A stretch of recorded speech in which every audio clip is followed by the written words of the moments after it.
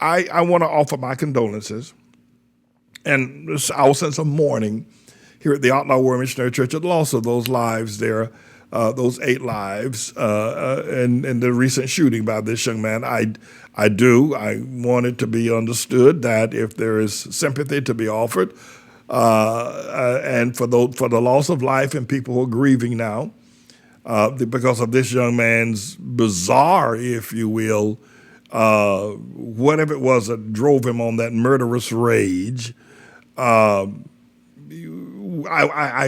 offer my prayers and condolences.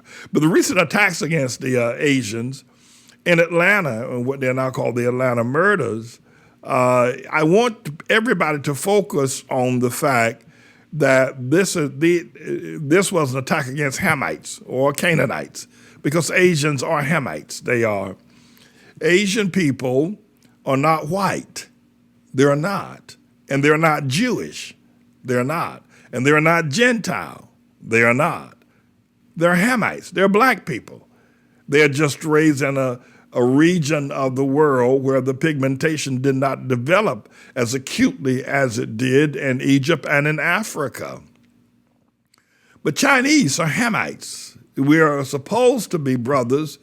They're supposed to be brothers with a Hamite brother here in America. But that fella, that black man, that African-American, that Jesse Jackson, that Al Sharpton, those people are such lost, despicable people. And I don't say that with malice for condemnation. I say it as a sense of truth, because to say anything else about him is to lie.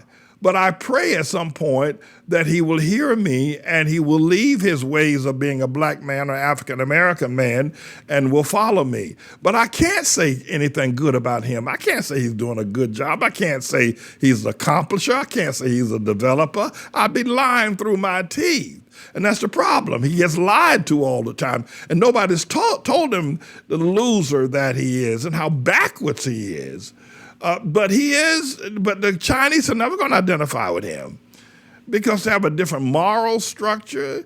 The Koreans, your Japanese, even the people of India, they're not going to identify with him. They're not going to even identify with Obama because the global reputation of the black man in America and the African American is of such lowly estate that even Asian people don't want to be identified with, but we are brothers. We are. So having said that, then the attacks against Shemites, that is the Jew, and the attacks against Hamites has been Trump inspired. Again, the COVID-19, Trump called it the Kung flu. He called it the China flu, and he blamed China for the result. While out of one part of his mouth, Trump was saying, out of one part of his red tie, he was saying that there is no COVID-19, that it's a hoax, that it doesn't exist. He say that, and then 2 seconds later he say, but it's the China flu, it's the Kung flu. They're the ones that made the COVID-19. So which is it, Trump? And surprisingly, his MAGA nation, they went along with it. First he says it ain't, then he says it is. They don't care. Whatever he says, whatever the moment is, it is the most bizarre thing I've ever seen. But I have to tell you this, that there is, when you look at these attacks now that the several agencies are now looking at that have greatly increased against Asian people, and you look at the attacks that have been increased against Hamite people who are Asians, Asian people who are Hamites rather, and then Hamites in general, and then the Shemites, then you realize it's Japheth. Now listen to me very carefully here. It is Japheth that is attacking both the Shemites, who are the Jews, and the Hamites, who are the Asian. It's Japheth. It is not black people, and by and large, that are attacking the Jews, while there is some discrepancies then, we need to deal with them. But,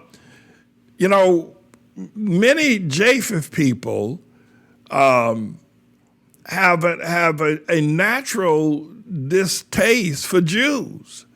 If you remember the Tiki Marches of 2016, was it, in Charlottesville, Virginia, whatever year that was, in Charlottesville, Virginia, the Tiki Torch marches that night in Charlottesville. And the chants that were caught on camera was the Jews will not replace us. The Jews will not replace us. And unfortunately, many Japheth people, many of them Trump supporters, many of these people, they have a natural intensity of hatred for Jews.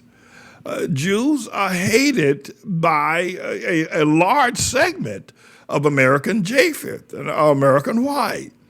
It is unfortunate, but there's just as much hatred for Jews among many white people as there is for hatred of black people among many Japheth people. There are two groups that they focus on. These, and I could never understand. Well, I do understand. I shouldn't say I could never understand, but I thought why such intense hatred for Jews? That the white man, or the Japheth, call him Japheth, that he has for Jewish people. And anti-Semitism is mainly something that is found primarily among Japheth people. Anti-Semitism, that means anti-Jew.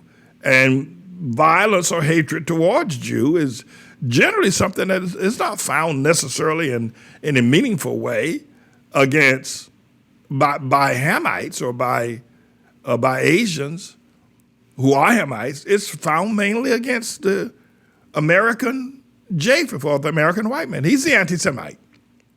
Now, Muslims, you wouldn't call their fight with Jews as anti-Semitism. They just rival enemies. This is all there is to that. But it's a spiritual dynamic. And I was always amazed. You know, you have to look at, a lot of people say Trump isn't a racist, but you know, Trump loves Russia and he loves Vladimir Putin.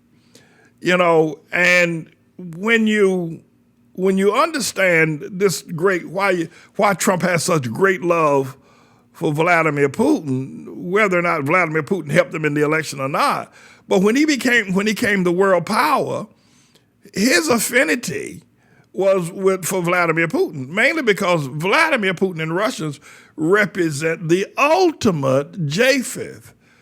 People in Russia are the ultimate white people. They are the ultimate Caucasians. And then all up in that land without summer of Norway, of Finland, of Ireland, of England, of Germany, of Russia, all of that is a land primarily Japheth land. That's Japheth territory. Russia being one of the largest land masses on the planet.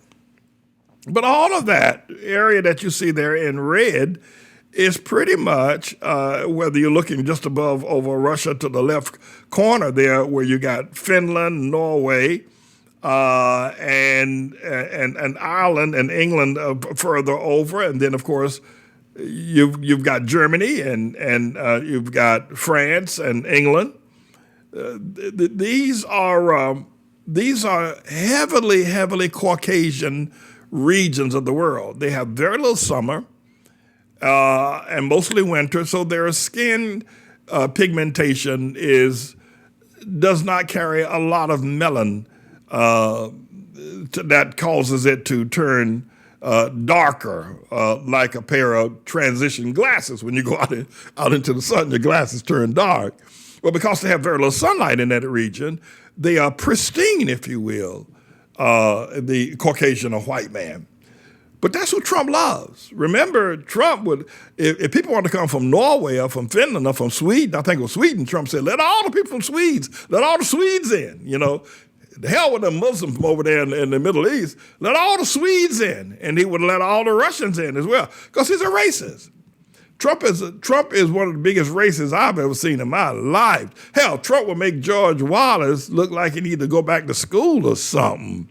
You know, Trump's the biggest racist I think America has ever seen, and who held the kind of power he held. You know, and he is a racist. And he is set to destroy racial order in America. Trump has set in motion now racial division in America, unlike the Civil War. During the Civil War, there was not racial division. That was not the issue. It was a political thing and a matter of states' rights, where the southern states said, we have a right to own slaves. And then they backed it up with a sure enough boom shakalaka when they said, and the Bible said we were supposed to own slaves. So really, Abraham Lincoln was kind of out of sync. And the abolitionists as well. Now, of course, slavery was brutal, the rapes, the lynchings, the castrations, the hard work, the family separation, all that is mournful, and I mourn it even now. And if I get a chance and as a leader or a judge in the dimension of the time to come, I'm going to try to do something to alleviate all that pain of the castrations and the hangings and the rapes and the beatings and the family separations and the long hours of worry and pain that the Hamite brother went through here in America, the Canaanite brother. But having said that, the Japheth man was biblical on slavery. It was biblical, my brother. It was biblical. So, but now that issue has been resolved, there's been nobody, and even in the days of Jim Crow or prior to the antebellum period, there was not as much racial hatred and racial angst between Japheth and Ham, or Japheth and Shem, as we have in America now. And we are witnessing now a large amount of racial hatred stirred by Trump and Trump alone as being one of the biggest racists that have ever walked on planet Earth here in America. I mean, Trump is a bigger racist than Hitler. He is. Listen, I'm old enough to have lived through the 50s and the 60s. I picked cotton. I worked on when we moved from slavery, when slavery was abolished in the Emancipation Proclamation and Civil War, the next step of the South was then to do sharecropping. All right, you're still going to work the fields, work the farms, but rather than calling you a slave, we're calling you a sharecropper. In other words, you'll do the work and we'll give you a part of the profit. When you were a slave, you got nothing. So the next stage of slavery was sharecropping. I'm a sharecropper. I grew up a sharecropper. All my relatives were sharecroppers. So don't talk to me about slavery or about Jim Crow. I know it. I lived it. I didn't read it in some damn book somewhere. I lived it. I understand it clearly. Not only that, but I lived through the Jim Crow period. I know what the color water fountain is. Hell, I graduated from an all-black high school. They wouldn't let me go to a white high school. Don't tell me nothing. You don't know. You can't talk to me when it comes to racial issues. I grew up there. Then I grew up in the 60s with Dick Gregory, and I grew up with Malcolm X, and I watched the Rap Brown and Stokely Carmichael and Martin King. I watched all of that. I watched James Farmer. I watched all of the development. I watched the civil rights, and I watched the racial issues going on, the Lyndon Johnson and John Kennedy. I saw all of that. I breathed it. I'm not reading it from some history book. I lived it. So what? And so for me to say the biggest racist that has ever walked on planet Earth is Donald Trump, is to say something of a person who has credentials. I have credentials. That's right. I held the hand of my grandfather, Grandpa Charlie. His wife was Ma Sarah. Grandpa Charlie was born a slave in North Carolina. The Civil War had not been fought.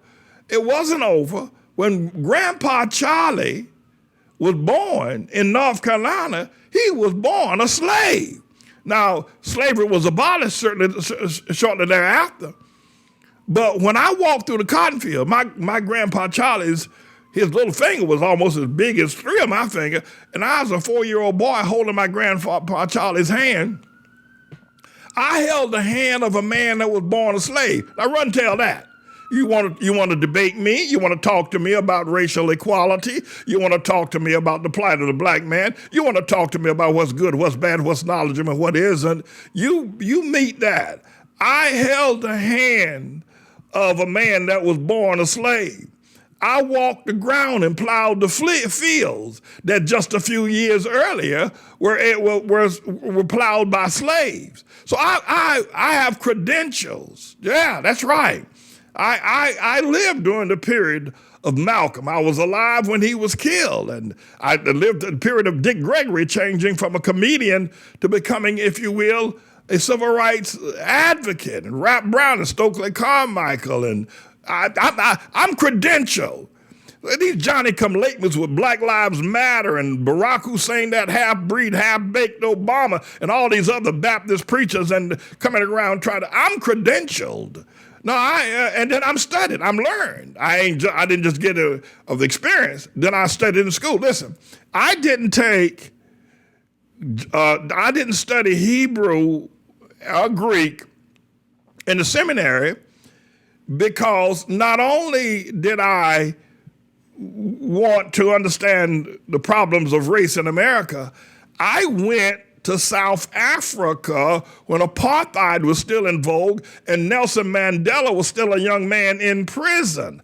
I went to South Africa and sat down with de Klerk, who was the Secretary of State of the South African government. I had a one-on-one audience with him and with Bishop Desmond Tutu. I'm credentialed. So you understand, you run up against me with somebody like Obama or somebody like Al Sharpton or somebody like these line come, or you come with your own ignorance and refuse to hear what I'm saying. No, I'm credentialed. I'm the real deal. I've got it from start to finish. But I can tell you this, having such credentials, having gone to South Africa and broke the past laws and sat with Bishop Desmond Tutu and sat with the clerk, Secretary de Klerk in South Africa, and for me to say that Donald Trump is the biggest racist that America has ever seen is absolutely factual. There's nobody, come on, Eddie Glaude from Princeton, Cornell West, who was, by the way, Cornell West was my philosophy teacher. I studied under him at Union Seminary, Cornell West, and I wrote papers refuting his ideology. He and James Cone, when I was at seminary, they were my professors. Again, I'm credentialed. So, but you come on now. If you want to hear the truth, then you need to hear it from me. And God has sent me. But Trump is the biggest racist that has ever walked on planet Earth, and he has hidden it, he has disguised it, and he is set in order to bring racial disorder here in America. Anybody who defends Trump, it is sickening to see people like Ron Johnson or Josh Hawley or Ted Cruz or some of the others in Congress defending Trump. It is absolutely sickening. I mean, it is sickening to see the halls of Congress being tarnished by those who would support such an overt racist as Donald Trump. And what else is also sickening coming from the MAGA nation, if I hear one more Japheth, that is white person, if I hear one more white person, one more Japheth person say that Trump has done more for black people than anybody else, I'm going to scream and pee in the street. It is the most racist thing. I mean, if you want to really know a Japheth racist, if you've been hiding behind something else, if that boy gets up and if you hear that boy say that Trump has done more for black people than anybody else, label that boy a class A racist. Ain't no doubt about it. That boy is sick. And by the way, when you talk about, again, I am credentialed, so I would understand who has actually contributed to the well-being of black people, who has elevated them, who has helped them to get to the place of where you might consider themselves to be now, if it's in any way noteworthy. And to say Trump, that racist, red-haired person to say he's the one that's done more than anybody else is about the most racist thing. So all over the globe, wherever you hear it, wherever you hear a white man saying that Trump has done more for black people and anybody else, lock his ass up. He's the most racist thing you ever going to see or hear anywhere. It is sickening to hear such a lie and have such a demented psychology that will make such a claim that Trump has done such noble and good work. I tell you, I've never seen anything like it. Trump's done nothing except elevate both hatred for Jew and black folk. And he's sent, by the way, his name is Tribulation Trump. He's sent to do that. That's his job. He's assigned to do that as a part of the tribulation narrative. But I'm assigned also by God to name it, identify it, and call it for what it is. So when you go back to Trump and Vladimir Putin and the Caucasian and what we see happening in America now, and that boy that killed those people down there in Atlanta, killed those Asians, he's a J-50 up and down Main Street. By the way, these young Japheth boys, I mean, I talk about the Hamite boys shooting one another. These young Japheth boys, there must be some sort of gene out there, and I say that with a sense of rhetorical understanding. But these Japheth boys love to shoot up dozens of people at one time. How you get that boy, I don't know what it is, whether he's watching his father, his grandfather, his parents, worshiping guns and bowing down and praying over AR-15s and Colt 45s.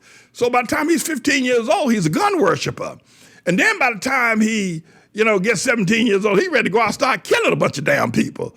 I mean, Hamite men do kill each other, but they usually do it one at a time, one or two a night. Hell, these Japheth boys, when they go for broke. These young white boys, when they kill, they go for broke. They want to kill 20, 30 people at a time. This boy probably would have killed a whole lot more had that sheriff not cornered him in that pit move and got him to arrested him out of his automobile. He was on a killing spree that day.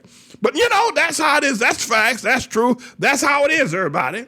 Me, of course, I've been sent by the Lord to speak the truth, the whole truth, and nothing but the truth, whether you're black, white, or whatever it is your color is. I'm going to tell you the truth because I'm the Lord's servant, and that's just how that is. This is symbolic. It's where Jesus was baptized. It's where John baptized. And so this is not a rebaptism. It's just a symbolic, if you will, act of what we're going to do, being in the water at the place where Jesus was baptized. And what I'd like to do is to baptize today that we would come to terms with the understanding of what God is calling for in righteousness. He's not calling for prosperity. He isn't calling for culturalism. God is calling for righteousness. If we would commit ourselves to fulfill all righteousness, and God has called us to be persecuted for righteousness' sake, as John was persecuted for righteousness, and so Jesus. I got to tell you that I'll never forget this experience of actually stepping in the water where Jesus and were baptized, and where John has baptized so many people. This is such a historic and a powerful, powerful sight. Just to touch the water was so critical. And I'm glad that people got baptized to have that experience. It was a safe experience and a great experience. I'm not even going to change my clothes. I want to just stay in baptism mode until I get back to the hotel. So that's what I want to say. All right. This has been live from the Jordan River. God bless you all. Peace. That's nice. Get everybody. Righteousness. Boom, chakalaka goes right there. My mother started liking the school and let me come here every single year. It has been 5 years and now I'm in the 7th grade. I still love the school. It has taught me a lot of things about the world and all around it, and let me see things I've never seen before, like me participating in the history fair last year. I would like to give thanks to all my classmates for making me feel comfortable and at home here.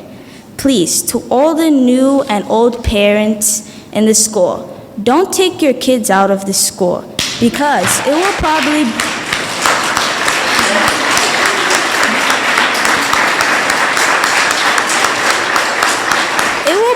be the biggest mistake you've ever made. No matter what type of child you have, this school will shape it into a world's leader. So do yourselves a favor. Oh my goodness. So, do yourselves a favor and keep your kids here till they graduate, and it will change yours and your child's life. Peace and blessings. Over the years, we have served more than 1 million meals to hungry bellies and hungry people here in the Harlem community. And I wanted you to be able to see that. I want you to see our involvement with youth, our summer youth programs, our courtyard being used as a place where children can be safe, guarded, and protected as they have their miniature swimming pools, and a safe place for children to eat that is guarded, that is protected by our own sense of security, and the wholesome and fresh meals that we serve. We wanted you to be able to see the mission of this church. And we've been doing this for years. Just recently, one of our members, more than a 30-year member of this church, but it hasn't, not one that, that you would probably find as members of some other churches with their nose stuck up in the air. But her father is now close to death or very sick in the state of South Carolina. And I said to her, well, because she doesn't have money, I said, we will buy you a bus ticket, a round trip bus or train ticket for you to travel to South Carolina to be with your father in this time of pandemic. There's very little funding around. There's sickness everywhere. And the thing that just blew me away was she said, as she was talking to Elizabeth, she said, but how are you going to do that? To pay for me a round trip ticket to travel and give me expense money? And because Pastor Manning has to feed the children, he has to educate the children, he has to buy school supplies for them, he has to pick them up in the mornings and take them back, and then he's got the ministry he has to take care of, all the bills of running the church, of keeping a major house like our house operational, keep the lights on, how are you going to be able to do that? And she was almost reluctant to take the money because she felt that it would be better served by feeding the children. We gave it to her anyway. But we want you to know that we do a work in this community. There have been a lot of lies told on us. And it's almost unimaginable why some of the people that have lied on us. But I can tell you behind all of it is the LGBTQ community. They don't want us to be successful, but we are, and we're going to continue to be successful in serving the meals that we're serving and serving the people that we are. And the LGBTQ community will not take us down. They are not going to take our church. Yet they've defamed us. They've written ugly newspaper articles about us. They've marched against us. They've done a whole lot of ugly things. But you see what we have done, and that's not even the half of our service to children and to the needy in terms of our homeless shelters and the things that we've done over the years. And we will continue. And probably the lies and the smears and the ugly newspaper articles and the wicked spirits and the so-called I ain't for the black man, that is not going to go away. I don't expect it to go away. I don't. But I do tell you this, that we will succeed against all of that, for God is with us, and I am his servant.